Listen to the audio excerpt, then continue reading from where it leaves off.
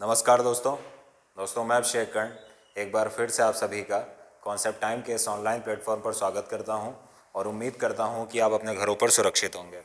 दोस्तों आज हम क्लास 7th एनसीईआरटी का चैप्टर नंबर 4 पढ़ेंगे और चैप्टर नंबर जो 4 है वो है हीट।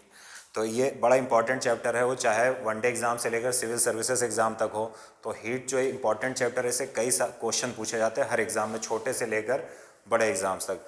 तो यहाँ पर क्लास 7th में जो हीट चैप्टर है ये आपके बेसिक का बहुत अच्छा निर्माण करेगा, आपका आधार बनाएगा और आगे की क्लास में जैसे जैसे आप आगे एनसीईआरटीज़ में बढ़ते जाएंगे हम लोग, तो वहाँ पर ये चैप्टर एकदम आपके लिए न्यू का काम करेगा। जैसे मकान बनाने से पहले न्यू बनवाई जाती है, ये चैप्टर वही काम करेगा।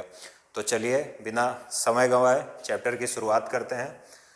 दोस्तों हीट चैप्टर में हमें सबसे पहले ये समझना है कि आखिर ये ताप और टेम्परेचर होता क्या है। पहली चीज़ ये आती है कि व्हाट इज टेम्परेचर, ताप क्या है। तो चलिए इसकी बात करते हैं कि ताप होता क्या है और उसे नापा कैसे जाता है। ये सारी बातें हम इस चैप्टर में पढ़ेंगे। तो अगर हम सबसे पहली बात करें कि ताप होता क्या है, तो पहला पॉइंट क्या कह रहा है इसको समझिए। कह रहा है किसी वस्तु की उष्णता, उष्णता मतलब होता है गर्मी, किसी वस्तु की गर्मी की विश्वसनीय माप उसके ताप से की जाती है। कोई वस्तु कितनी गर्म है ये इसकी माप किससे की जाती है, उसके ताप से।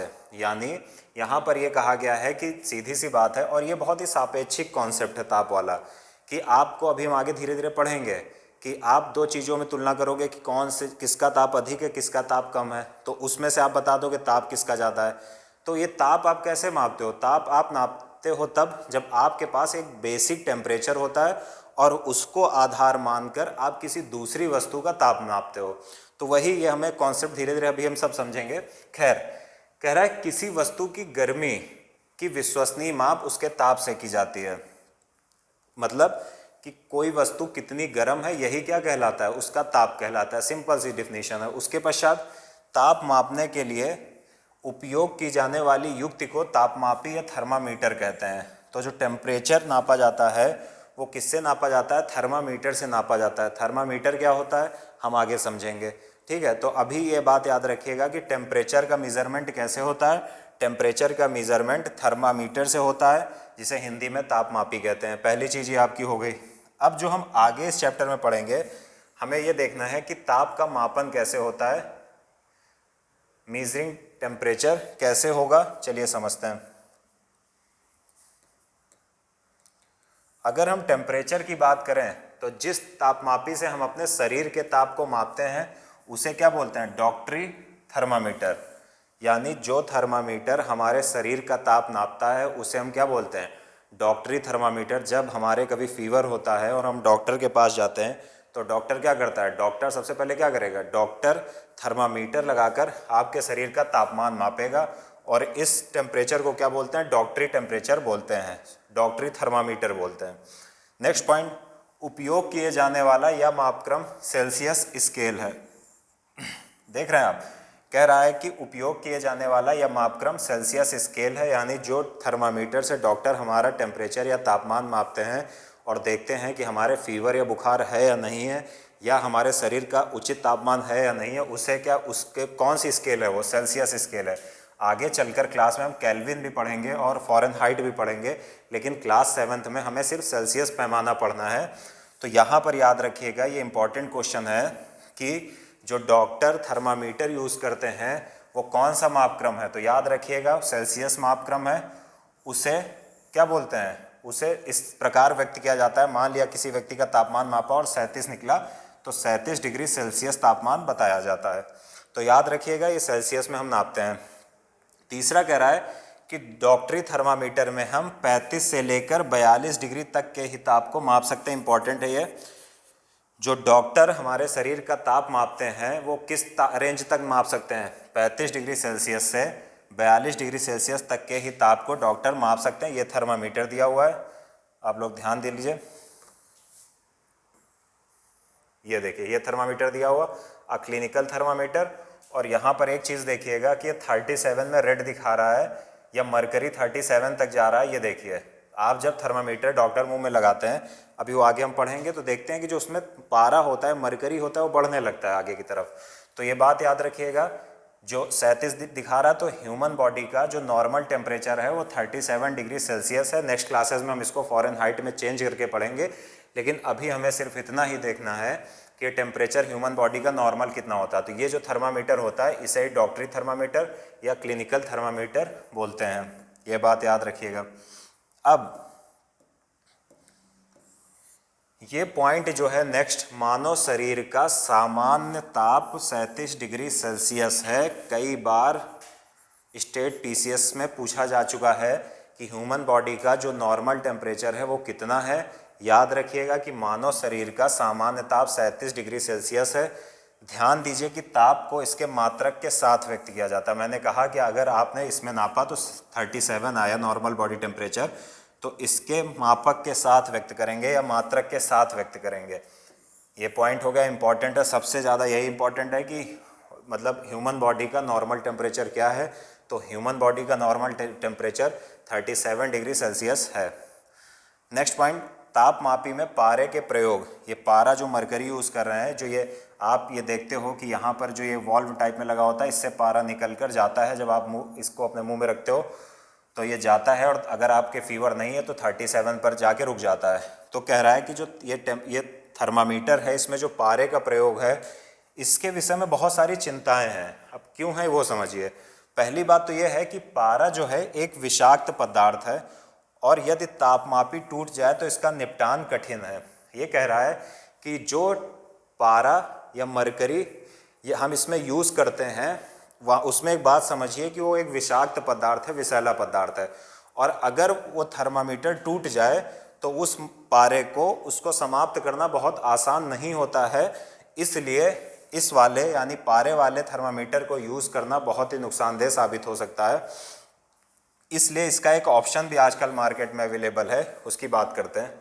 अत्यंत कठिन है, मतलब कह रहा है कि उसका निपटान करना, अगर जो ये पारा वाला थर्मामीटर है ये टूट जाए तो इसको निपटान करना या समाप्त करना बहुत कठिन है। इसीलिए आजकल अंकीय तापमापी डिजिटल थर्मामीटर उपलब्ध है, जिसमें पारे का उपयोग नहीं होता है। अब आप देखेंगे कि आपको मेडिकल स्टोर पर इस टाइप का क्या मिल जाएगा, थर्मामीटर मिल जाएगा। और ये थर्मामीटर क्या होता है, ये डिजिटल थर्मामीटर होता है और इसमें पारे का प्रयोग नहीं होता है। तो वो समस्या समाप्त हो गई, जिसमें ये समस्या हमेशा बनी रहती थी कि पारा एक विषैला पदार्थ है, और अगर थर्मामीटर टूट गया तो उस विषैले पदार्थ के बहुत ज़्यादा नुकसान होंगे। ये हमने समझ लिया। अब हमें देखना है जो सबसे इम्पॉर्टेंट टॉपिक है इस चैप्टर का, temperature of heat, transfer of heat होना चाहिए, टेम्परेचर ऑफ हीट लिख दिया गया, टाइपिंग मिस्टेक है। उष्मा का स्थानांतरण या ट्रांसफ़र ऑफ हीट। अब हम इस हेडिंग के अंतर्गत देखेंगे कि आखिर जो ट्रांसफ़र ऑफ हीट होता है या उष्मा एक वस्तु से दूसरे वस्तु में कैसे जाती है, उससे संबंधित जो भी नियम है उन्हें हम देखेंगे। पहला पॉइंट कह रहा है कि उष्मा सदैव गर्म वस्तु से ठंडी वस्तु की ओर जाती है, और यहाँ पर एक वर्ड ध्यान दीजिएगा, अपेक्षाकृत। अब गर्म और ठंडी वस्तु की तुलना कैसे करोगे, एक दूसरे के सापेक्ष में ही तो करोगे आप। अगर आप दो चीज़ गर्म करते हो, एक चीज़ ज़्यादा गर्म हुई और दूसरी चीज़ कम गर्म हुई, तो हम कहेंगे इसके सापेक्ष ये ज़्यादा गर्म है। तो अपेक्षाकृत तुलना के लिए प्रयोग किया गया है। कह रहा है कि उष्मा सदैव गर्म वस्तु से अपेक्षाकृत ठंडी वस्तु की ओर प्रवाहित होती है। याद रखिएगा, अगर दो वस्तु हैं, एक ये वस्तु है और इसका टेम्परेचर ए नामक वस्तु, और एक बी नामक कोई वस्तु या ऑब्जेक्ट है, इसका टेम्परेचर T1 है और इसका टेम्परेचर T2 है। और अगर T1 is greater than T2 होगा, यानी T1 का तापमान ज़्यादा होगा किससे, T2 से, तो T1 से हीट या उष्मा किधर जाएगी, T2 की तरफ जाएगी। क्यों, क्योंकि जो B नामक ऑब्जेक्ट है इसका टेम्परेचर A नामक ऑब्जेक्ट के T1 से कम है, इसलिए उष्मा जाएगी। तो उष्मा स्थानांतरण का नियम क्या है, या उष्मा स्थानांतरित कैसे होती है, ट्रांसफ़र ऑफ हीट कैसे होता है। उष्मा सदैव गर्म वस्तु से अपेक्षाकृत ठंडी वस्तु की ओर प्रवाहित होती है। तो पहली चीज़ याद रख लीजिएगा। अब उष्मा प्रभावित कैसे होती है, प्रवाहित कैसे होती है, इसके कई तरीके हैं, उसको समझिए। मतलब मान लेते हैं कि किसी वस्तु को हम गर्म करते हैं, ठीक है, और उस वस्तु से उष्मा एक छोर से दूसरे छोर तक कैसे जाती है, तो वहाँ पर हमें देखना है कि वो वस्तु कैसी है। अगर कोई वस्तु सॉलिड है तो उसमें उष्मा स्थानांतरण अलग तरीके से होती है। अगर हम गैस की बात करें, वाटर की बात करें, तो उष्मा स्थानांतरण की मेथड वहाँ पर अलग मिलेगा। और अगर हम वैक्यूम की बात करें, निर्वात की बात करें, तो वहाँ पर जो ट्रांसफ़र ऑफ हीट होगा उसका तरीका अलग होगा। तो ये हम इस चैप्टर में विस्तार से पढ़ेंगे और ये मोस्ट इंपॉर्टेंट टॉपिक है इस पूरे चैप्टर का। इससे क्वेश्चन आ चुका है सिविल सर्विसेज IAS एग्जाम में भी पूछा जा चुका है। तो चलिए अगर हम कंडक्शन या चालन की बात करें, वैसे ये टॉपिक जब हम पढ़ेंगे क्लास 11th की, हम जब पढ़ेंगे उसके पहले भी पढ़ेंगे जो, लेकिन क्लास 11 की जो फिजिकल ज्योग्राफी है, भौतिक भूगोल की जो बुक आती है NCERT, वहाँ पर इस टॉपिक को हम फिजिकल ज्योग्राफी में क्लाइमेटोलॉजी या जलवायु विज्ञान में पढ़ेंगे। तो यहाँ एक चीज़ समझ लीजिएगा कि साइंस को, ज्योग्राफी को और इन्वायरमेंट एंड इकोलॉजी को, इन 3 सब्जेक्ट को एक दूसरे से पृथक नहीं किया जा सकता। ये तीनों सब्जेक्ट एक दूसरे से जुड़े हैं। इसलिए अगर हम इन तीनों में से हमारी किसी एक विषय में भी समझ खराब हुई तो ये तय मानिए कि अगर आपकी साइंस नहीं अच्छी तो आपको ज्योग्राफी भी नहीं समझ में आएगी, आपकी इन्वायरमेंट भी नहीं समझ में आएगी। तो याद रखिएगा, इसलिए साइंस जो है बेसिक का काम करेगी इस तीनों सब्जेक्ट को समझने के लिए।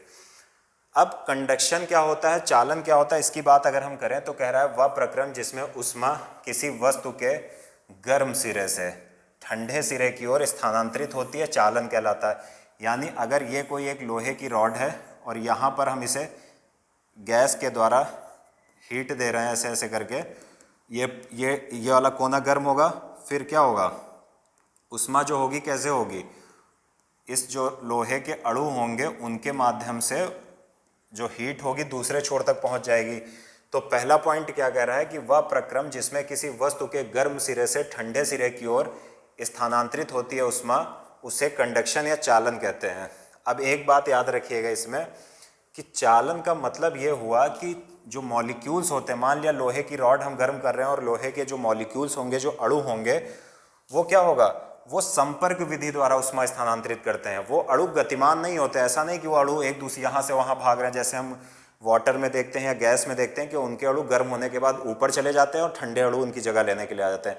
लेकिन सॉलिड में ऐसा नहीं होता। जैसे लोहे की रॉड को आप गर्म करोगे तो ऐसा नहीं इस रॉड के अणु भागने लगे यहाँ तक पहुँच जाए दूसरे उनकी जगह लेने के लिए, ऐसा नहीं है। यहाँ पर क्या होता है, अगर आपने लोहे की रॉड के इस कोने को गर्म किया तो सबसे पहले यहाँ के मॉलिक्यूल्स गर्म होंगे, फिर ये सीधी सी बात है हर मॉलिक्यूल दूसरे मॉलिक्यूल से टच होता है, इसकी सहायता से टच हुआ, दूसरा मॉलिक्यूल गर्म होगा, उसकी सहायता से दूसरा मॉलिक्यूल, तीसरा, ऐसे यहाँ तक गर्म होता चला जाएगा। तो बेसिकली जो कंडक्शन होता है उसे हम कहते हैं संपर्क विधि द्वारा उष्मा स्थानांतरण।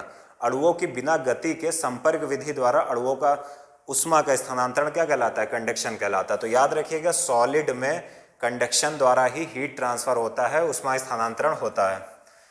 नेक्स्ट पॉइंट, ठोसों में उष्मा प्रायः चालन के प्रक्रम द्वारा स्थानांतरित होती है। मैं बता चुका हूँ, ये इंपॉर्टेंट है, याद रखिएगा कि कभी आपसे कोई पूछ दे कि चालन क्या है, तो चालन ठोसों में उष्मा स्थानांतरित होने की विधि है। नेक्स्ट पॉइंट, जो पदार्थ अपने से होकर उष्मा को आसानी से जाने देते हैं उन्हें उष्मा का चालक कहते हैं। इनके उदाहरण है एल्युमिनियम, आयरन, लोहा, वही आयरन का मतलब लोहा, और कॉपर या तांबा। ऐसे पदार्थ, देखिए क्या कहता है, इसको चालक भी बोल सकते हैं, सुचालक भी बोल सकते हैं। जो पदार्थ अपने से होकर उष्मा को जाने देते हैं उन्हें क्या बोलेंगे हम, उन्हें बोलेंगे उष्मा का चालक या सुचालक। एग्जाम्पल कौन से, एल्युमिनियम हो गया, आयरन हो गया यानी लोहा हो गया, कॉपर या तांबा हो गया। अब ये क्यों होता है ये समझिए। अगर हम एल्युमिनियम की छड़ को या लोहे की छड़ को या तांबे की छड़ को गर्म करेंगे तो उष्मा को एक छोर से दूसरे छोर तक ये जाने देते हैं, इसलिए इसमें क्या हो रहा, उष्मा स्थानांतरित हो जा रही है। और अगर ये उष्मा को स्थानांतरित कर रहे हैं तो इसे क्या बोलेंगे, उष्मा का चालक या सुचालक बोलेंगे। याद रखिएगा, ये क्वेश्चन पूछा जाता है कि निम्न में से कौन सा उष्मा का चालक है और निम्न में से कौन सा उष्मा का कुचालक है। अब नेक्स्ट हम अगर पॉइंट देखें, नेक्स्ट पॉइंट कह रहा है कि जो पदार्थ अपने से होकर उष्मा को आसानी से नहीं जाने देते हैं उन्हें उष्मा का कुचालक कहते हैं। जैसे प्लास्टिक तथा लकड़ी। अगर आप प्लास्टिक की कोई रॉड ले लो और उसको गर्म करो यहाँ पर स्टोव से, तो ये गर्म करोगे, ये गल के गिर जाएगी, फिर आगे गल के गिर जाएगी, उष्मा ट्रांसफ़र नहीं होगी, स्थानांतरित नहीं होगी, बल्कि प्लास्टिक गलती चली जाएगी। तो इसका मतलब क्या हुआ कि उष्मा स्थानांतरित नहीं हो रही है। कभी आप लकड़ी को आग में रख कर देखो, लकड़ी एग्जाम्पल दिया हुआ है, आग में रखो तो आप देखोगे आगे लकड़ी जल रही है। आप लकड़ी पीछे अगर कहीं मान लिया एक हाथ पीछे निकली है तो आप हाथ पीछे वाले पोर्शन में हाथ लगा के देखोगे तो आपको हीट महसूस नहीं होगी। क्यों? क्योंकि लकड़ी और प्लास्टिक दोनों क्या हैं, ऊष्मा के कुचालक हैं। नेक्स्ट पॉइंट, जल तथा वायु ऊष्मा के कुचालक हैं, तब इन पदार्थों से ऊष्मा स्थानांतरण कैसे होता है? ये बहुत अच्छा क्वेश्चन है, इसको आगे हम डिफाइन भी करेंगे कि जो जल है यानी वाटर हो गया और एयर हो गई, वायु हो गई, तो यहाँ पर एक बात याद रखिए, कह रहा है कि जो जल और वायु है ये दोनों ऊष्मा के कुचालक हैं, ठीक है ना। यानी अपने में से होकर ऊष्मा को इतने अच्छे सुचालक नहीं हैं। कह रहा है जल और वायु दोनों ऊष्मा के कुचालक हैं, ठीक है ना। और कुचालक हम पढ़ चुके हैं क्या होता है, ये जो पदार्थ अपने से होकर ऊष्मा को आसानी से नहीं जाने देते हैं। तो जल और वायु जो है वो अपने से होकर ऊष्मा को आसानी से नहीं जाने देते हैं, इसलिए हम इन्हें ऊष्मा के कुचालक कहते हैं। तब इन पदार्थों से ऊष्मा स्थानांतरण कैसे होता है? फिर इसी पॉइंट में कहा जा रहा है कि जब ये ऊष्मा के कुचालक हैं, अपने में से ऊष्मा को आसानी से होकर गुजरने नहीं देते हैं, तो ऊष्मा इसमें स्थानांतरित कैसे होती है? तो चलिए इसको भी समझ लेते हैं। देखिए हम कंडक्शन पढ़ चुके हैं कि चालन, अब हमें देखना है कि जल और वायु में ऊष्मा का स्थानांतरण कैसे होता है। तो जल और वायु में ऊष्मा के स्थानांतरित होने की जो विधि है उसको क्या बोलते हैं, संवहन या कन्वेक्शन। अब ये संवहन या कन्वेक्शन क्या होता है इसको समझिए।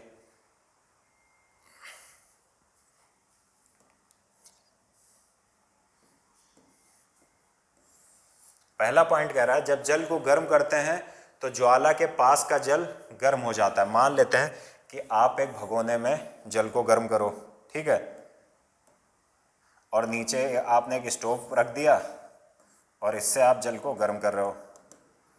अब जब आप जल को गर्म कर रहे हो तो इसमें मान लिया इस भगोने में पानी है, तो आप जैसे गर्म करोगे, तो पहला पॉइंट कह रहा है जब जल को आप गर्म करते हो तो ये जो ज्वाला है, इस ज्वाला के पास का जो सबसे पहले नीचे का जल गर्म होगा, ये गर्म हो जाएगा।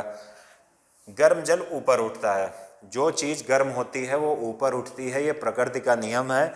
अगर आदमी ज़्यादा गर्म होता है, हर बात में नाराज़ हो जाता है, गर्मा जाता है, लड़ाई करने लगता है, तो वो भी सबसे पहले ऊपर उठता है। तो इसको आप प्रकृति के नियम से कोरिलेट कर सकते हो, इसका एक रिलेशन आप ढूंढ सकते हो कि प्रकृति में जो भी चीज़ ज़्यादा गर्म होती है वो ऊपर उठती है, चाहे वो जल हो या चाहे वायु हो या फिर क्या हो, चाहे वो मनुष्य हो। आप देखोगे जो मनुष्य ज़्यादा गर्म होता है, बात बात में लड़ाई करता है, तो बहुत जल्दी किसी न किसी के द्वारा वो ऊपर उठा दिया जाता है। तो इस बात को याद रखना है, प्रकृति हमें संदेश देती है कि ज़्यादा गर्म नहीं होना चाहिए। सारे एग्जाम्पल हैं, इसीलिए मैं कहता हूँ एनसीईआरटी बहुत इंपॉर्टेंट है। जब जल को गर्म करते हैं तो ज्वाला के पास का जल गर्म हो जाता है और गर्म जल क्या करेगा, ऊपर जाता है।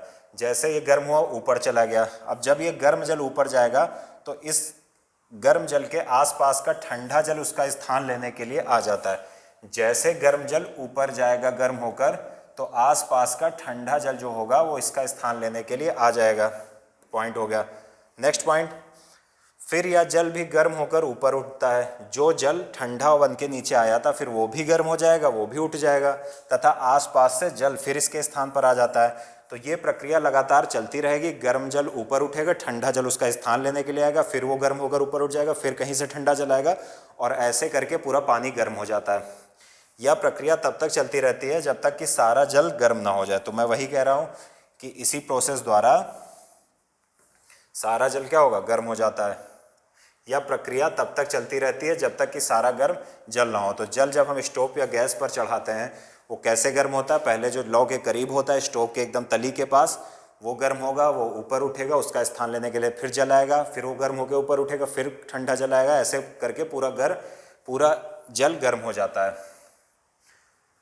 नेक्स्ट पॉइंट, ऊष्मा स्थानांतरण की इस विधि को संवहन कहते हैं। संवहन लिखा है, गलत है, क्या कहेंगे, ऊष्मा स्थानांतरण की या हीट ट्रांसफर के इस मेथड को हम क्या बोलेंगे, हीट ट्रांसफर के इस मेथड को हम बोलेंगे संवहन या कन्वेक्शन। तो ये हो गया, याद रखिएगा। ऊष्मा स्रोतों के पास की वायु गर्म होकर ऊपर उठती है। तो हमने जल समझ लिया, ये किसकी बात हो रही है, ये बात हो रही है वायु की, एयर की। तो चलिए बात करते, कह रहा ऊष्मा स्रोत के पास की वायु जो होगी गर्म होकर ऊपर उठती जाती है। मान लिया ये ऊष्मा स्रोत है, यहाँ से आपकी हीट निकल रही है, तो इस ऊष्मा स्रोत ऐसे नहीं मानते। अगर हम मानते हैं कि सूर्य से, ये हमारी पृथ्वी है, सूर्य से शॉर्ट वेव रेडिएशन आया और उसके पश्चात ये जब क्या होता है, हमारी पृथ्वी सूर्य से आने वाली जो हीट है उससे नहीं गर्म होती, यानी शॉर्ट वेव रेडिएशन से नहीं गर्म होती। हमारी पृथ्वी जो सूर्य की जो उष्मा आती है, वो जो किरणें आती हैं, शॉर्ट वेव रेडिएशन आता है, विकिरण आता है, वो टकरा कर वापस आता है तो उससे गर्म होती हैं। ठीक है, ये बात पता होनी चाहिए, हम ज्योग्राफी में आगे पढ़ेंगे। तो जो भी उष्मा स्रोत के, यानी यहाँ से जो उष्मा आ रही है उसका अंतः स्रोत कौन सा, यहाँ से आया, इससे कुछ नहीं हुआ, और ये जब यहाँ इसने सतह को गर्म किया तो सतह के करीब की जो वायु होगी, क्योंकि यहाँ पर उष्मा का जो स्रोत है वो सतह उष्मा के स्रोत का काम कर रही है, क्योंकि सूर्य की रोशनी सबसे पहले सतह को गर्म करेंगी और सतह से फिर ये नीचे नीचे वायुमंडल गर्म होगा और ऊपर की तरफ ताप कम होता जाएगा। तो कह रहा है कि सबसे पहले क्या होगा, उष्मा स्रोत के पास की वायु गर्म होकर ऊपर उठती है। तो सबसे पहले स्रोत चूंकि सतह है इसलिए उसके पास की वायु गर्म होकर ऊपर उठ जाएगी। इस प्रकार यह वायु, और जैसे ही यह वायु गर्म होकर ऊपर उठेगी यहाँ पर एक वैक्यूम क्रिएट हो जाएगा। इस वैक्यूम को भरने के लिए बगल की ठंडी वायु चलकर कहीं से आएगी और इस वैक्यूम को भरेगी। ऐसे ही पूरा वायुमंडल धीरे धीरे गर्म होता है। कैसे, सबसे पहले स्रोत के पास की वायु गर्म होती है, गर्म चीज़ जल्दी ऊपर उठती है, चाहे इंसान हो, पानी हो, हवा हो, ऊपर उठेगी। यहाँ पर वैक्यूम क्रिएट होगा, इस वैक्यूम को भरने के लिए आजू बाजू की ठंडी वायु उसका स्थान लेने के लिए आएगी, फिर वो गर्म होगी, वो ऊपर उठेगी, फिर बगल की ठंडी वायु आएगी और ये चक्र चलता रहेगा और हमारा वायुमंडल ऐसे ही गर्म होता है, या हम कहें ऐसे ही हमारे वायुमंडल में उष्मा का स्थानांतरण होता है। नेक्स्ट पॉइंट, इस प्रकार यह वायु भी गर्म हो जाती है और यह प्रक्रिया चलती रहती है। तो इसी प्रक्रिया द्वारा हमारा वायुमंडल गर्म होता है, हमारी वायु गर्म होती है। तो जल और वायु किस प्रोसेस द्वारा गर्म होते हैं, उसे हम बोलते हैं संवहन या कन्वेक्शन। याद रखिएगा ये बात। अब यहीं से हमें ये चीज़ हम समझेंगे, इसको बेहतर होता है कि अगर हम ज्योग्राफी में समझते, लेकिन आ गया है चूँकि तो हम एक बार समझ लेते हैं इसको। ये भी एक टॉपिक है क्लाइमेटोलॉजी, जलवायु विज्ञान का। तो मैंने वही कहा था कि साइंस को, ज्योग्राफी को और इन्वायरमेंट को अलग करना मुश्किल है, क्योंकि ये तीनों सब्जेक्ट एक दूसरे से इंटरलिंक हैं। तो चलिए इनकी बात करते हैं। सबसे पहले हमें समझना है कि सी ब्रीज या समुद्र समीर क्या होती है, समुद्री समीर क्या होती है। देखिए भाई, इसको समझेंगे कैसे।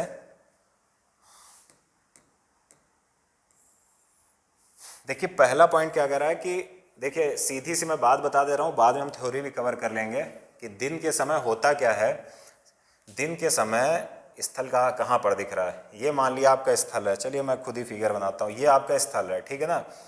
स्थल पर, स्थल जल की तुलना में जल्दी गर्म हो जाता है। अगर आप कभी सूर्य के निकलने के पश्चात, सूर्य के उदय होने के पश्चात आप क्या करो, बाल्टी में पानी रख दो एकदम मैदान में, और बगल में आप 1 घंटे बाद आओ, आप बाल्टी के पानी में हाथ डालो और आप बगल वाली सतह पर हाथ डालो, तो आप देखोगे कि बगल वाली सतह जो है वो जल्दी गर्म हो गई और उसका तापमान ज़्यादा है। इसकी तुलना में जल उतना गर्म नहीं हुआ है। अब इसका कारण क्या है, इसका कारण ये है कि जो जल की विशिष्ट उष्मा होती है, स्पेसिफिक हीट होती है, वो पानी से अधिक होती है। अब स्पेसिफिक हीट क्या होती है, विशिष्ट उष्मा क्या होती है, ये समझिए। स्पेसिफिक हीट का मतलब क्या होता है, किसी भी पदार्थ के 1 ग्राम भार का तापमान 1 डिग्री सेंटीग्रेड बढ़ाने के लिए जो भी आवश्यक उष्मा की मात्रा होती है उसे क्या बोलते हैं, उसे ही उसकी विशिष्ट उष्मा बोलते हैं। तो ये हम बाद में कवर कर लेंगे। अब ये समझ लीजिए कि किसी भी पदार्थ का 1 ग्राम द्रव्यमान का ताप 1 डिग्री सेंटीग्रेड बढ़ाने के लिए आवश्यक उष्मा की मात्रा विशिष्ट उष्मा होती है। तो डिफिनीशन हो गई। लेकिन अगर एकदम आसान शब्दों में बात करें तो चूंकि जल की विशिष्ट उष्मा स्थल की तुलना में अधिक होती है, और विशिष्ट उष्मा क्या होगा, विशिष्ट उष्मा जिसकी ज़्यादा होती है वो धीरे गर्म होता है। इसलिए जल जो है स्थल की तुलना में धीरे धीरे गर्म होता है और धीरे धीरे ठंडा होता है। अब अगर दिन की बात कर लें हम, मान लिया सूर्य उदय हो चुका है और सूर्य की किरणें ये स्थल पर और स्थल के बगल में जल पर, मुंबई की बात कर लें कि मुंबई की ये सतह है और बगल में समुद्र है, ठीक है ना। तो यहाँ पर क्या होगा कि ये ज़्यादा गर्म होगा स्थल। क्यों? क्योंकि इसकी विशिष्ट उष्मा कम है। विशिष्ट उष्मा कम होने से मतलब है कि इसको गर्म करने के लिए कम उष्मा की ज़रूरत है। तो यहाँ पर क्या होगा कि स्थल गर्म हो जाएगा और स्थल का क्या हो जाएगा, हाई टेम्परेचर। अब अगर हाई टेम्परेचर होता है तो यहाँ पर जो वायु होगी, वायु मॉलिक्यूल से मिलकर बनी होती है, अणुओं से मिलकर बनी होती है। तो अगर हाई टेम्परेचर हुआ, और हाई टेम्परेचर से क्या होगा कि जो वायु के अणु होंगे उनके बीच की दूरी बढ़ जाएगी, यानी अणुओं के बीच जो इंटरमॉलिक्यूलर स्पेस या अंतर आणविक स्थान होता है वो बढ़ जाएगा। क्यों बढ़ जाएगा? क्योंकि जब हम वायु को गर्म करते हैं उसको, और उष्मा आ रही है, सूर्य से क्या आती है? उष्मा आती है। और उष्मा क्या है? हीट क्या है? हीट भी ऊर्जा का एक रूप है, यानी उष्मा ऊर्जा का ही एक प्रकार है। इसलिए जब ये उष्मा ऊर्जा आती है और वायु की अणुओं पर पड़ती है, उन अणुओं को क्या देती है? ऊर्जा देती है। और सीधी सी बात है, अगर आप ग्लूकॉन-डी पीते हो, आपको ऊर्जा मिलती है, आप इधर उधर भागना शुरू कर देते हो। क्यों? क्योंकि आपको ऊर्जा मिल गई है। वैसे ही जब सूर्य की किरणें पड़ती हैं तो ये जो वायु के एटम होंगे या अणु होंगे, तो इनसे क्या होगा? इनको एनर्जी मिल गई है, ये दूर दूर भागना शुरू हो जाएंगे। और जब वायु के अणु जो हैं दूर दूर, पहले इतनी दूर थे, फिर जब उष्मा ऊर्जा सूर्य से मिल गई तो इतनी दूर हो गए, तो इनके बीच का जो मॉलिक्यूलर स्पेस था मॉलिक्यूल्स के, वो बढ़ गया। तो हम क्या कह रहे हैं कि हाई टेम्परेचर के कारण इंटरमॉलिक्यूलर स्पेस बढ़ जाता है। और इंटरमॉलिक्यूलर स्पेस अगर बढ़ गया तो इसका मतलब क्या हुआ कि अगर अणु नज़दीक नज़दीक होंगे तो भार ज़्यादा होगा, ठीक है। और जैसे ही अणु दूर दूर हो जाएंगे तो कोई भी चीज़ वो हल्की हो जाएगी। तो जैसे इंटरमॉलिक्यूलर स्पेस बढ़ेगा ये वायु हल्की हो जाएगी। और हल्की चीज़ क्या होता है? हल्की चीज़ ऊपर उठ जाएगी। भारी चीज़ ज़मीन पर रहती है, हल्की चीज़ ऊपर उठेगी। तो इसका मतलब क्या हुआ? वायु जैसे इंटरमॉलिक्यूलर स्पेस अणुओं के बीच बढ़ा, वायु हल्की हुई, हल्की होकर ऊपर उठ गई, और लैंड पर क्या डेवलप हो गया? Low pressure. इसकी तुलना में अगर हम दिन में बात करें तो हम देखते हैं इसकी तुलना में, स्थल की तुलना में समुद्र में हम देखते हैं जो टेम्परेचर होगा वो कैसा होगा? Low temperature. और अगर लो टेम्परेचर है तो जो इंटरमॉलिक्यूलर स्पेस है वो क्या होगा? कम होगा। यहाँ पर इंटरमॉलिक्यूलर स्पेस बढ़ गया था, तभी वायु हल्की हो गई थी। और अगर इंटरमॉलिक्यूलर स्पेस कम होगा तो वायु इसकी तुलना में क्या होगी? भारी होगी। और अगर भारी होगी तो इसकी तुलना में यहाँ पर क्या होगा? हाई प्रेशर होगा। और आपको पता होगा कि वायु किधर से किधर को चलती है? वायु हमेशा हाई प्रेशर से लो प्रेशर की ओर चलती है। इसलिए जो समुद्र के तटवर्ती क्षेत्र होते हैं, जैसे मुंबई की बात कर लीजिए, तो इन क्षेत्रों में दिन के समय समुद्र से ठंडी हवा स्थल की ओर आती है। ये बात याद रखिएगा। और इसी दिन के समय समुद्र से स्थल की ओर आने वाली ठंडी एयर को क्या बोलते हैं हम? ठंडी हवा को क्या बोलते हैं? सी ब्रीज बोलते हैं, समुद्र समीर बोलते हैं। अब एक बात याद रखिएगा, ये हमने पढ़ लिया क्या? Sea breeze. अब हमें लैंड ब्रीज पढ़ना है। तो चलिए, उम्मीद है आपको ये पूरा कॉन्सेप्ट समझ में आ गया होगा। अब हम थोड़ा सा आगे बढ़ जाते हैं। अब इसको देखिए, आपकी थ्योरी मैच करा देते हैं जो मैंने बताया। दिन के समय स्थल धरती या थल जल की अपेक्षा शीघ्र गर्म हो जाता है। तो क्यों गर्म हो जाता है? क्योंकि जल की विशिष्ट उष्मा अधिक होती है, और ये एनसीईआरटी में नहीं लिखा हुआ है। तो याद रखिएगा क्यों गर्म हो जाता है? क्योंकि इसकी विशिष्ट उष्मा ज़्यादा हो जाती है। उसके बाद नेक्स्ट पॉइंट, स्थल के ऊपर की वायु गर्म होकर ऊपर उठती है। गर्म चीज मैंने बताया ऊपर उठ जाएगी, तो वायु गर्म होगी, ऊपर उठ जाएगी। नेक्स्ट पॉइंट, एक मिनट। उसके पश्चात कह रहा है दिन के समय स्थल जल की अपेक्षा शीघ्र गर्म हो जाता है। नेक्स्ट पॉइंट, स्थल के ऊपर की वायु गर्म होकर ऊपर उठती है। बिल्कुल सही बात है, हम बात कर चुके हैं। इसका स्थान लेने के लिए समुद्र की ओर से ठंडी वायु स्थल की ओर बहती है। मैंने बताया कि जब स्थल पर लो प्रेशर डेवलप हो जाएगा तो जो समुद्र की हाई प्रेशर है उससे वायु किधर आने लगेगी? स्थल के लो प्रेशर की ओर। चक्र को पूरा करने के लिए, अच्छा एक साइकिल भी है, देख लीजिए यहाँ पर, पहले पढ़ लीजिए। चक्र को पूरा करने के लिए स्थल की ओर से गर्म वायु समुद्र की ओर बहती जाती है। ये चक्र की बात मैं बताना नहीं चाह रहा था, लेकिन अब समझ ही लीजिए अगर आ गई है। देखिए एग्जाम में जो क्वेश्चन पूछा जाता है वो आपको डायरेक्ट पूछा जाएगा कि मतलब लैंड ब्रीज और सी ब्रीज क्या है, या क्वेश्चन ऑप्शनल फॉर्म में भी आ सकता है, ऑप्शन में भी आ सकता है कि इसके 4 ऑप्शन होंगे, किधर से किधर चलती है। हमें अब ये बताना है, यहाँ पर एक चक्र बनता है जो मैं डिस्कस नहीं करना चाह रहा था, क्योंकि हम जब क्लास 11th की फिजिकल ज्योग्राफी पढ़ेंगे तो वहाँ पर ये पूरे अलग से हमें टॉपिक मिलेंगे, लैंड ब्रिज, सी ब्रिज, तो उनको बहुत विस्तार से पढ़ना है। लेकिन आ गया तो थोड़ा सा बता देता हूँ मैं कि चक्र कैसे बनता है। जो वायु गर्म होकर ऊपर गई है, सीधी सी बात है, अगर वायु गर्म होकर ऊपर जा रही है तो इसका मतलब पृथ्वी के गुरुत्वाकर्षण बल से क्या हो रहा है, जो चीज़ ऊपर जाती है उस पर गुरुत्वाकर्षण बल का प्रभाव कम होता है, क्योंकि दूरी बढ़ रही है। अब ये वायु जब ऊपर जाती है तो ऊपर का वायुमंडल कैसा है? ऊपर का वायुमंडल विरल है नीचे की तुलना। विरल का मतलब कि ऊपर का वायुमंडल, नीचे का वायुमंडल जो होता है सघन होता है, डेंस होता है। ऊपर का वायुमंडल क्या होता है, अणु वायु के बहुत दूर होते हैं। तो सीधी सी बात, अगर गर्म वायु ऊपर उठेगी तो सीधी सी बात है, ऊपर गुरुत्वाकर्षण का प्रभाव कम है तो ये वायु जाकर फैलेगी, ठीक है ना। और अगर वायु जाकर फैलेगी तो वायु ठंडी होगी। और क्यों ठंडी होगी, क्योंकि जब ये फैलेगी तो ये जो हीट ये लेकर गर्म हुई है, ये उस हीट को ऊपरी वायुमंडल की जो वहाँ पर जो हवा होगी उसको ट्रांसफ़र करेगी हीट को, उसके अणु आपस में टकराएंगे तो हीट ट्रांसफ़र होगी, ऊपर से ये फैलेगी। अब इसका परिणाम क्या होगा कि जो गर्म वायु ऊपर उठी थी ये ऊपर जाकर क्या हो जाएगी, ऊपर जाकर ये ठंडी हो जाएगी। और ठंडी वायु भारी होती है और भारी चीज़ बैठेगी ज़रूर, तो भारी चीज़ यहाँ तो बैठ नहीं पाएगी। इसका कारण है कि यहाँ पहले से ही वायु ऊपर उठ रही है, तो ऐसा तो है नहीं उसको काट कर बैठ जाएगी। तो ये वायु यहाँ से गर्म होकर जाएगी और फिर ये किधर चल देगी, इधर चल देगी। और फिर क्या होगा, यहाँ जाकर ये नीचे उतरेगी, फिर ये एक चक्र सा बन जाएगा, पूरी साइकिल बन जाएगी। तो इसी को कहते हैं लैंड ब्रीज, सी ब्रीज। तो सी ब्रीज हम विस्तार से पढ़ेंगे, आप बस अभी इतना बेसिक्स का कॉन्सेप्ट जान लीजिए कि जो सी ब्रीज है वो दिन के समय समुद्र से स्थल की ओर चलने वाली आर्द्रता युक्त ठंडी पवनें हैं, पहली चीज़। अब हमें क्या देखना है, हमें लैंड ब्रीज देखना है,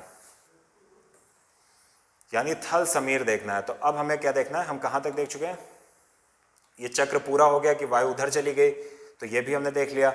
अब हम देखेंगे, देखिए मैंने जो चक्र बताया, चक्र को पूरा करने के लिए स्थल की ओर से गर्म वायु समुद्र की ओर बहती, जो वायु ऊपर गई वो जाएगी समुद्र की ओर। नेक्स्ट पॉइंट, समुद्र की ओर से आने वाली वायु को समुद्री समीर कहते हैं या सी ब्रीज कहते हैं, हम पढ़ चुके हैं। नेक्स्ट पॉइंट, समुद्र समीर, ये समुद्र थोड़ा सा गलत लिखा हुआ है, समुद्री समीर की ठंडी वायु का लाभ उठाने के लिए तटीय क्षेत्रों के भवनों में खिड़कियां समुद्र की ओर बनाई जाती हैं।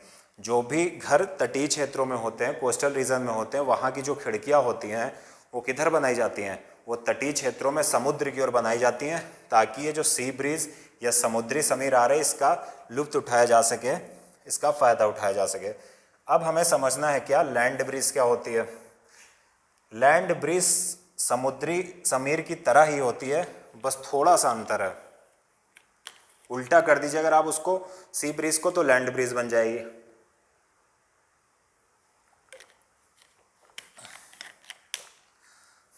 अब ये क्या होता है इसको समझ लेते हैं।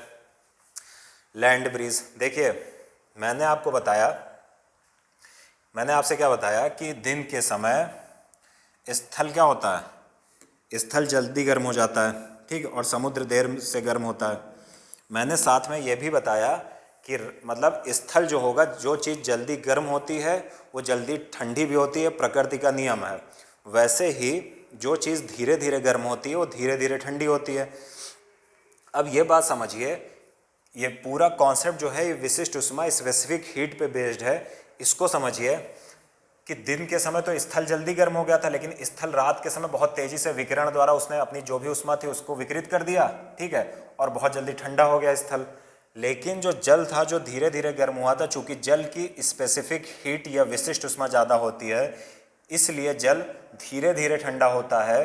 अब क्या होगा कि यहाँ पर जो वहाँ पर हमने कॉम्बिनेशन बनाया था तो उसका उल्टा कॉम्बिनेशन बन जाएगा। स्थल क्या होगा, स्थल चूँकि टेम्परेचर तेज़ी से रात में गिरता है, स्थल पर ठंडक बढ़ जाती है, तो यहाँ पर क्या होगा, लो टेम्परेचर। और जहाँ पर लो टेम्परेचर होता है वहाँ मैं पीछे बता चुका हूँ कि क्या हो जाएगा, हाई प्रेशर डेवलप हो जाएगा। यानी ताप और दाब का सामान्यता, पूरी तरीके से मैं नहीं कहूँगा क्योंकि वहाँ पर एडियाबेटिक प्रोसेस वगैरह आती हैं, बस इतना समझ लीजिए। अभी ताप और वायु दाब का अगर हम कहें कि व्युत्क्रमानुपातिक संबंध होता है तो इस मामले में हम काम चला सकते हैं। देखिए लो टेम्परेचर यहाँ पर हुआ और इस लो टेम्परेचर के कारण यहाँ पर हाई प्रेशर हो गया लैंड पर। अगर हम समुद्र की बात करें रात के समय पर, तो हम देखते हैं कि यहाँ पर अगर हम देखें स्थल की तुलना में जल धीरे धीरे ठंडा होता है, इसलिए स्थल की तुलना में यहाँ पर क्या होगा, हाई टेम्परेचर होगा। और अगर हाई टेम्परेचर होगा तो यहाँ पर क्या हो जाएगा, लो प्रेशर। और आपको पता है कि हवा किधर से चलती है, हवा हमेशा high pressure to low pressure की ओर चलती है, तो हवा किधर आएगी, हवा इधर से इधर आएगी। तो तटवर्ती क्षेत्रों में जो समुद्र के तटीय क्षेत्र हैं वहाँ पर रात में जो हवा चलती है वो किधर से किधर को चलती है, स्थल से ठंडी हवा समुद्र की ओर चलती है। और फिर वैसे ही एक चक्र बनेगा, यहाँ से हवा जो गर्म होकर ऊपर उठी है वो स्थल पर जाएगी, यहाँ बैठेगी, तो एक चक्र बन जाता है, ये चलता रहता है। समुद्र का जल स्थल की अपेक्षा धीमी गति से ठंडा होता है, मैं बात कर चुका हूं इसकी।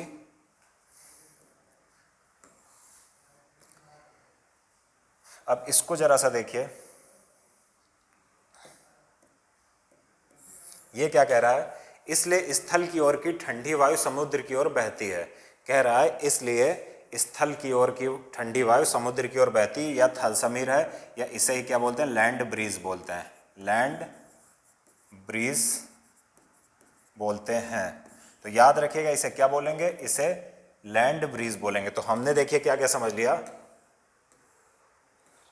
ये BREEZ है, मैंने लिखा था BREZZ, कुछ मैंने लिखा था शायद ये स्पेलिंग BREEZ शायद लिखा था, पता नहीं, मुझे याद नहीं। खैर हमने क्या देख लिया, हमने देख लिया लैंड ब्रीज और सी ब्रीज। ये बहुत इंपॉर्टेंट टॉपिक है और सारे एग्जाम्स में पूछा जाता है। इसको अगर आपने समझ में नहीं आया तो वीडियो फिर से बैक करके देखिए, अगर यहाँ पर आप समझ जाओगे तो जीवन में कभी नहीं भूलोगे। खैर ये हमने देख लिया लैंड ब्रीज और सी ब्रीज, इसे हम आगे भी पढ़ेंगे विस्तार से। अब हमें देखना है रेडिएशन क्या होता है, क्योंकि हमारी पृथ्वी पर जो सूर्य से शॉर्ट वेव रेडिएशन आता है उसमें नाम में ही है SWR, या इसे ही हम क्या बोलते हैं, शॉर्ट वेव रेडिएशन बोलते हैं। क्या बोलते हैं, शॉर्ट वेव रेडिएशन। तो अब देखते हैं हम कि आखिर ये शॉर्ट वेव रेडिएशन होता क्या है। पहला पॉइंट कह रहा है सूर्य से हम तक उष्मा कैसे पहुंचती है, क्वेश्चन मार्क पूछ रहा है कि सूर्य से जो उष्मा हम तक आती है वो कैसे आती है। यह चालन अथवा संवहन द्वारा संभव नहीं है, द्वारा हम तक नहीं पहुंच सकती। कह रहा है जो सूर्य से उष्मा आती है वो कंडक्शन या कन्वेक्शन, या हिंदी में कहें तो चालन और संवहन द्वारा हम तक नहीं पहुंच सकती। क्यों, क्योंकि इन दोनों प्रक्रम में उष्मा स्थानांतरण के लिए माध्यम, मीडियम की ज़रूरत होती है। चाहे वो चालन हो, कंडक्शन हो, या संवहन हो, कन्वेक्शन हो, इन दोनों प्रोसेस में आपने देखा, चाहे आप चालन से सॉलिड को गर्म करो, ठोस को गर्म करो, तो क्या हो रहा, उष्मा स्थानांतरण के लिए ठोस के अणु या ठोस एक माध्यम का काम कर रहा है। ऐसे ही अगर आप कन्वेक्शन द्वारा जल या हवा को गर्म करो, वायु को गर्म करो, तो आप क्या देख रहे हो कि उसमें भी वायु और जल के अणु हैं, और क्या हो रहा, उष्मा को स्थानांतरित होने के लिए अणु मिल रहे हैं, एक अणु से दूसरे अणु, तीसरे अणु में। तो यहाँ पर भी एक माध्यम मिल रहा है। लेकिन हमारे जब जहाँ से हमारे अंतरिक्ष में क्या है, वैक्यूम है, हमारा जो वायुमंडल है वो लगभग 1200 किलोमीटर तक ही है। तो इसका मतलब है कि सूर्य तो बहुत अधिक ऊंचाई पर है, बहुत हमसे दूर है, तो वहाँ से उष्मा संवहन या चालन द्वारा तो मिल नहीं सकती है। तो अब हमें इसके लिए ज़रूरी है समझना रेडिएशन। अब ये देखिए इन दोनों प्रक्रम में उष्मा स्थानांतरण के लिए माध्यम आवश्यक है। नेक्स्ट पॉइंट, चूंकि पृथ्वी तथा सूर्य के बीच के अधिकांश स्थान से कोई माध्यम नहीं है, अधिकांश स्थान में होगा, यहाँ अधिकांश स्थान में कोई माध्यम नहीं है, जैसे वायु नहीं है। वायु तो तब मिलती है सूर्य की किरणों को जब वो 1200 किलोमीटर के आसपास आती है, तब मिलती है। तो यहाँ पर क्या कह रहा है, चूंकि पृथ्वी तथा सूर्य के बीच के अधिकांश स्थान से कोई माध्यम नहीं है। ठीक है, तो ये हमें समझ में आ गया कि माध्यम नहीं है। अतः सूर्य से हम तक उष्मा एक अन्य प्रक्रम द्वारा आती है जिसे विकिरण या रेडिएशन कहते हैं। ये बात याद रखिएगा कि सूर्य से इसीलिए जो हम तक उष्मा आती है वो किस मेथड से आती है। क्वेश्चन पूछा जा चुका है एग्जाम्स में कि सूर्य से जो हम उष्मा प्राप्त करते हैं वो किस रूप में प्राप्त करते हैं। तो सूर्य से जो हम तक उष्मा आती है वो विकिरण या रेडिएशन द्वारा आती है। नेक्स्ट पॉइंट, विकिरण द्वारा उष्मा के स्थानांतरण में किसी माध्यम जैसे वायु अथवा जल की आवश्यकता नहीं होती। इंपॉर्टेंट क्वेश्चन देख लीजिएगा, कह रहा है कि विकिरण द्वारा उष्मा के स्थानांतरण में, विकिरण द्वारा उष्मा का जो स्थानांतरण होता है उसमें वायु अथवा जल की आवश्यकता नहीं होती है, या हम कहें वायु या जल के अणुओं की आवश्यकता नहीं होती है, या हम कहें कि हमें किसी भी माध्यम की आवश्यकता नहीं होती है विकिरण द्वारा जब उष्मा कहीं पर स्थानांतरित होती है। इसका दैनिक जीवन में एग्जाम्पल भी दिया गया हो कि जब हम किसी तापक या हीटर के सामने बैठते हैं तो हमें इसी प्रक्रम द्वारा उष्मा प्राप्त होती है। यानी जो हीटर आप यूज़ करते हो उससे इस उष्मा किस रूप में निकलती है, उसमें रेडिएशन के फॉर्म में उष्मा निकलती है या विकिरण के रूप में निकलती है।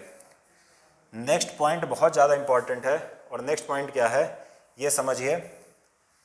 ये जो एप्लीकेशंस होते हैं किसी भी कॉन्सेप्ट के, ये बहुत इंपॉर्टेंट होते हैं, एग्जाम्स में ये बहुत खास कर पूछे जाते हैं। जैसे ये बहुत अच्छा क्वेश्चन बन सकता है, हमारा शरीर पूछ दिया जाए कि हमारा शरीर किस विधि द्वारा उष्मा को बाहर निकालता है, ठीक है, या अपने परिवेश से बाहर निकालता है या उष्मा को ग्रहण करता है। तो लिखा है कि हमारा जो ह्यूमन बॉडी है, हमारा शरीर है, ये रेडिएशन या विकिरण द्वारा ही परिवेश को उष्मा देता है तथा उससे उष्मा ग्रहण करता है। तो ये बात याद रखिएगा कि जो ह्यूमन बॉडी है रेडिएशन के थ्रू हीट रिलीज करती है और हीट एक्सेप्ट करती है। नेक्स्ट पॉइंट, सभी गर्म पिंड विकिरणों के रूप में उष्मा विकिरण विकिरित करते हैं। कह रहा है कि जितने भी गर्म पिंड होते हैं, पिंड मान लेते हैं, जैसे हम कहें कि सूर्य मान लेते हैं, सूर्य एक गर्म पिंड है, सेलेस्टियल बॉडी है, खगोलीय पिंड है। अब ये क्या होगा, ये किस रूप में विकिरण निकालेगा, ये किस रूप में उष्मा निष्कासित करेगा या विकिरित करेगा, तो ये किस रूप में करेगा, ये विकिरण या रेडिएशन के माध्यम से ही करते हैं जितने भी पिंड होते हैं, या हम कहें जितने भी खगोलीय पिंड होते हैं। सब नहीं, खगोलीय पिंडों में मूलतः तारे ही ऐसा होते हैं जिनके पास अपनी हीट और एनर्जी होती है, अपनी उष्मा और प्रकाश होता है, यानी अपनी हीट और लाइट होती है। तो ऐसे जितने भी आपको पिंड दिखेंगे जिनमें उष्मा होती है और वो विकिरित करेंगे, वो किस रूप में करते हैं, विकिरण के रूप में करेंगे। और बाकी जैसे ग्रह वगैरह हो गए, हम पीछे पढ़ चुके हैं कि वो सूर्य से जो आती है शॉर्ट वेव रेडिएशन, उसको ग्रहण करके फिर उसको विकिरण भले उसको रिलीज करते हैं। तो ये मेन कॉन्सेप्ट है। अब हम आगे आते हैं, जब ये उष्मा, अब क्या कह रहा है इसको समझिए, क्या कह रहा है कि जब ये उष्मा विकिरण किसी अन्य वस्तु से टकराते हैं तो इनका कुछ भाग परावर्तित हो जाता है तथा कुछ भाग अवशोषित हो जाता है तथा कुछ भाग परागत हो जाता है। सीधी सी बात है कि ये जो भी उष्मा विकिरण है, तो क्या होगा कि कुछ भाग जब ये किसी वस्तु से उष्मा मान लिया टकराती है, ठीक है, तो क्या होगा कि आई, तो कुछ भाग जैसे सूर्य से उष्मा आती है और स्थल पर टकराती है तो कुछ भाग अवशोषित हो जाता है, स्थल खुद गर्म हो जाता है, खुद उसको परावर्तित कर देता है। ये पॉइंट यही कह रहा है। नेक्स्ट पॉइंट, उष्मा के अवशोषित भाग के कारण वस्तु का ताप बढ़ जाता है। अब क्या होगा, ये बात याद रखिए कि वस्तु का ताप कैसे बढ़ेगा, इसका मैं एग्जाम्पल दे रहा हूँ। लिखा है कि उष्मा के अवशोषित भाग के कारण वस्तु का ताप बढ़ जाता है। इसका मतलब समझिए, अगर आप किसी वस्तु को गर्म करते हो, सीधी सी बात, आप उसको उष्मा या हीट दे रहे हो, तो अगर हीट उसको मिल रही है तो ऐसा नहीं वो सारी हीट को एब्जॉर्व कर ले, अवशोषित कर ले, वो कुछ हीट को क्या करेगा, परावर्तित कर देगा। तो क्या होता है कि किसी वस्तु के द्वारा उष्मा का वह भाग जो उसके द्वारा अवशोषित किया जाता है, उष्मा के अवशोषित भाग के कारण वस्तु का ताप बढ़ जाता है। तो वस्तु का ताप परावर्तित भाग नहीं बढ़ाता है, वस्तु का ताप उष्मा का वो भाग बढ़ाता है जो वस्तु के द्वारा अवशोषित किया जाता है। यहाँ तक हमने रेडिएशन समझ लिया, विकिरण समझ लिया। अब आगे की बात करते हैं और ये लास्ट टॉपिक है। यहाँ हम देखेंगे सर्दियों तथा गर्मियों में हमारे पहनने की वस्तुओं के प्रकार, kinds of cloth we wear in summer and winter. तो चलिए इसको देख लेते हैं। पहला पॉइंट, गर्मियों में हम हल्के रंग के वस्त्रों को वरीयता देते हैं। गर्मियों में हम कौन से रंग के वस्त्र पहनते हैं, कह रहा है कि गर्मियों में हम हल्के रंग के वस्त्र पहनते हैं तथा सर्दियों में हम गहरे रंग के, डार्क कलर के वस्त्र पहनते हैं। ऐसा क्यों, क्वेश्चन पूछा जा रहा है कि गर्मियों में हमें बड़े बुजुर्ग सलाह देते हैं कि हल्के रंग की शर्ट सिलवाओ या हल्के रंग की शर्ट खरीदो या हल्के रंग के वस्त्र धारण करो, जबकि सर्दियों में लोग डार्क कलर पहनना बहुत उनको अच्छा लगता है। इसका कारण यहाँ पर है कि गहरे रंग के पृष्ठ अपेक्षाकृत अधिक उष्मा अवशोषित करते हैं। आप अगर गर्मी में, जून का महीना चल रहा है और जून में आप ब्लैक शर्ट पहन लो तो आप देखोगे आपको बहुत ज़्यादा गर्मी लगेगी। कारण दिया गया इंपॉर्टेंट है कि गर्मियों में गहरे रंग के वस्त्र अधिक उष्मा अवशोषित करते हैं, इसलिए हमें इन्हें नहीं पहनना चाहिए। इसीलिए सर्दियों में गहरे रंग के वस्त्र पहनना हमें सुखद लगता है। गर्मियों में अगर आप ब्लैक शर्ट पहन रहे हो तो सूर्य से जो भी उष्मा आएगी उसको बहुत ज़्यादा जब हमें प्राप्त होगी अवशोषित करेंगे वो कपड़े, ठीक है। जो भी उष्मा हमारे वायुमंडल में होगी उसको बहुत ज़्यादा भाग को अवशोषित करेंगे, आपको गर्म लगेगी। लेकिन जब सर्दियों में आप ब्लैक कलर की शर्ट पहनोगे तो ये क्या करेंगे, हमें सुखद लगता है। क्यों, सर्दियों में इनको पहनना हमें क्यों अच्छा लगता है, क्योंकि ये उष्मा को अवशोषित करते हैं, तो हीट को ये अवशोषित करते हैं। इसलिए हम गर्मियों में डार्क कलर के कपड़े नहीं पहनते और सर्दियों में हमें डार्क कलर के कपड़े पहनना बहुत अच्छा लगता है।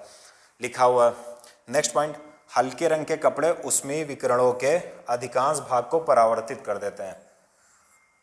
हल्के रंग के जितने भी कपड़े होंगे वो क्या करेंगे, ये जो ऊष्मीय विकिरण आता है इसको परावर्तित कहते हैं। जैसे एग्जांपल आप ले लो, वाइट शर्ट आप पहनो तो ये हल्का क्या करेगा, ये ये जो भी उष्मीय विकिरण आपको हीट मिलेगी उसके अधिकांश भाग को क्या कर देता है, परावर्तित कर देता है, वापस भेज देता है। इसलिए गर्मियों में हल्के रंग के वस्त्र अधिक आरामदेह लगते हैं। इसीलिए चूंकि हल्के रंग के वस्त्र जो ऊष्मा होती है उसको क्या करते हैं, परावर्तित कर देते हैं, इसलिए गर्मियों में हल्के रंग के वस्त्र अच्छे लगते हैं। और सर्दियों में अगर आप हल्के रंग के वस्त्र पहन लोगे तो आपको ठंडक ज़्यादा लगेगी। इसीलिए गर्मियों में हल्के रंग के वस्त्र पहनना चाहिए और सर्दियों में डार्क कलर के या गहरे रंग के वस्त्र पहनना चाहिए।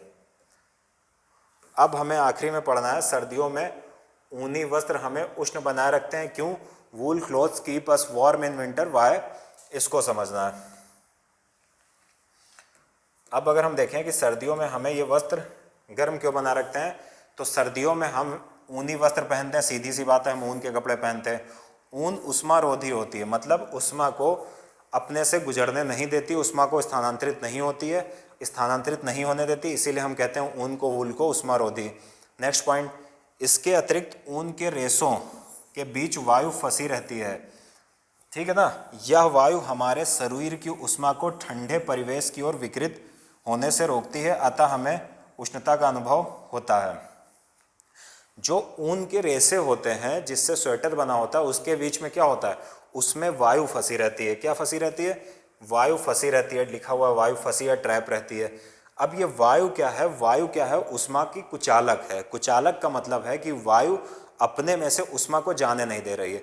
तो जो उसके ऊन के रेशे होते हैं, यहाँ पर लिखा हो ऊन के जो फाइबर होते हैं उनके बीच में वायु फंसी होती है, और वायु शरीर की जो उष्मा है, जो हीट है, उसको ठंडक में शरीर से बाहर नहीं निकलने देती। क्यों नहीं निकलने देती? क्योंकि वायु उष्मा की कुचालक है, अतः इसे उष्णता का अनुभव होता रहता है। और इसीलिए हमें गर्मी का अनुभव स्वेटर पहनने के बाद होता है, या हम कहें उष्णता का अनुभव होता है। क्यों? क्योंकि जो हमारे ऊन के रेशे होते हैं उनके बीच में वायु होती है, वो वायु हमारी जो शरीर की हीट है उसको बाहर निकलने नहीं देती, इसलिए हमें अच्छा लगता है सर्दियों में ऊन के वस्त्र पहनना। नेक्स्ट पॉइंट, अब ये क्वेश्चन एग्जाम में पूछा जा चुका है, पीसीएस एग्जाम में, यूपी पीसीएस या एमपी पीसीएस या किसी और पीसीएस एग्जाम में पूछा जा चुका है। इसको देखते हैं क्या कह रहा है। सर्दियों में आपको एक मोटा कंबल अथवा एक के ऊपर एक जुड़े हुए दो पतले कंबलों में से किसी एक का चुनाव करके उपयोग की छूट है, तो आप इनमें से किसे चुनोगे और क्यों? अब इसको समझिए। अगर बहुत ज़्यादा सर्दी है और आपके पास, आपको कोई मतलब ये कहे कि या तो आपके घर में मान लिया कोई प्रोग्राम होता है और आपसे कोई कहता है या तो आप एक मोटा कंबल ले लो जिससे आपको गर्मी न लगे, या फिर आप दो पतले पतले छोटे कंबल ले लो या पतले पतले कंबल ले लो, तो उम्मीद है कि आप चुनाव करेंगे मोटे कंबल का, लेकिन आपका ये चुनाव गलत हो जाएगा। क्यों गलत हो जाएगा? क्योंकि जब आप एक मोटा कंबल लेते हो तो उसमें क्या होगा, उसमें उष्मा स्थानांतरित होने के चांस बढ़ जाते हैं, यानी हीट आपकी बाहर निकल सकती है शरीर की, आपके चारों तरफ की, तो आपको ठंडक का एहसास होगा। लेकिन अगर आप पतले पतले दो कंबल लेते हो तो उन दो कंबल, मान लिया ये दो कंबल हैं, तो उन दो कंबल के बीच में क्या हो जाएगी, वायु भर जाएगी। और वायु क्या है, उष्मा की कुचालक है, यानी वो शरीर की जो हीट है उसको बाहर नहीं निकलने देगी। इसलिए एक मोटे कंबल की तुलना में दो पतले कंबल या तीन पतले कंबल ओढ़ना ज़्यादा लाभप्रद है। क्यों? क्योंकि अगर आप तीन कंबल ओढ़ते हो तो उनके बीच में जो गैप होता है दो कंबल में, उनमें वायु भर जाएगी, और वायु, बार बार कह रहा हूँ कि उष्मा की कुचालक है, इसलिए जो शरीर की हीट होती है वो बाहर नहीं निकल पाती है। याद रखिए, दो कंबलों के बीच में वायु की एक परत विद्यमान है। यही बात थी पूरा, और इसी के साथ हमारा चैप्टर नंबर 4 कंप्लीट हो चुका है। उम्मीद है आपको समझ में आया होगा चैप्टर नंबर 4। तो ये हमने पढ़ लिया हीट या उष्मा, चैप्टर नंबर 4 क्लास 7। फिर से मुलाकात होगी चैप्टर नंबर 5 के साथ। तब तक अपना ख्याल रखिए। नमस्कार, जय हिंद।